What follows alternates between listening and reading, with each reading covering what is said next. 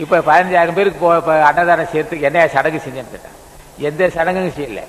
ராமலிங்க சாமிகளே, மாணிக்க வாசகா, தாய்மான சாமிகளே, திருஞான சம்பந்தம்னு கூப்பிட்டோம்.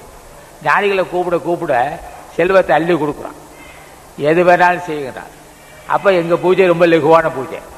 இப்போ நீங்கள் இப்போ சில பேர் மாவிளக்கு போடுறான், இப்போ வெண்பொங்கல், காட்டு சக்கரை பொங்கல் வச்சு பல வகையான பதார்த்தங்கள்லாம் வச்சு பூஜை செய்கிறாங்க. இந்த காரியம் நடக்கலை. இன்னும் சில பேர் ஆடு கோழி வெட்டுறாங்க, அதுவும் நடக்கலை. ஆனால் நாங்கள் ரொம்ப லேசாக செய்கிறோம். ரொம்ப கடினமில்ல. ராமலிங்க சாமி நாமத்தை சொல்கிறோம், மாணிக்கவாசர் நாமத்தை சொல்கிறோம், அகத்திய நாமத்தை சொல்கிறோம். எங்கள் லேசாவுக்கும் எந்த இது கடினம் இல்லாமல் நாமத்தை சொல்கிறோம். காரியம் நடந்துக்கிட்டே இருக்குது. தொட்டவு தொடங்குது. பெருமானமான கட்டடங்கள் இன்றைக்கு கூட தினமும் 15,000 16,000 பேர் 17,000 பேர் சாப்பிட்றோம். என்னையா இவ்வளோ பெரிய காரியம் எப்படியா செய்யறா? ஒன்றும் இல்லை. சும்மா ராமலிங்க சாமிகளே, ராமலிங்க சாமிகள் திருவடிகள் போற்றி, திருஞான சம்பந்தர் திருவடிகள் போற்றி, திருநாவுக்கரசர் திருவடிகள் போற்றி, மாணிக்க வாசன் திருவடிகள் போட்டுருவான். அவங்க என்ன செய்கிறாங்க? அள்ளி கொடுக்குறான்.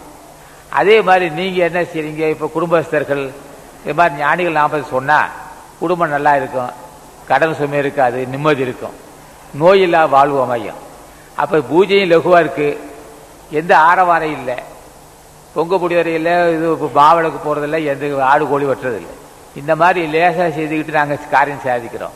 நீங்களும் அது மாதிரி தினமும் காலையில் 5 மணிக்கு எழுந்து காலை கடன் முடிச்சுட்டு ஒரு வெந்நீர் துளியை உட்காந்து வெந்நீர் துணியில் அமர்ந்து ஒரு திருவிளக்கேற்றி அது முன்னே உட்காந்து இப்படி 4 நாமத்தை, ஓம் அகத்தி சாய நம, ஓம் நந்தி சாய நம, ஓம் திருமுல தேவாய நம, ஓம் கரூர் தேவாய நம, அல்லது ராமலிங்க சாமி திருவடிகள் போற்றி, மாணிக்கவாசன் திருவடிகள் போற்றி, திருஞான சம்பந்த திருவடிகள் போற்றி, இப்படி சொன்னால் போதும். இதனால் என்ன லாபம்னா யாராலும் சாதிக்க முடியாது சாதிக்கலாம். அவ்வளோ பெருமை இருக்குதுல்ல.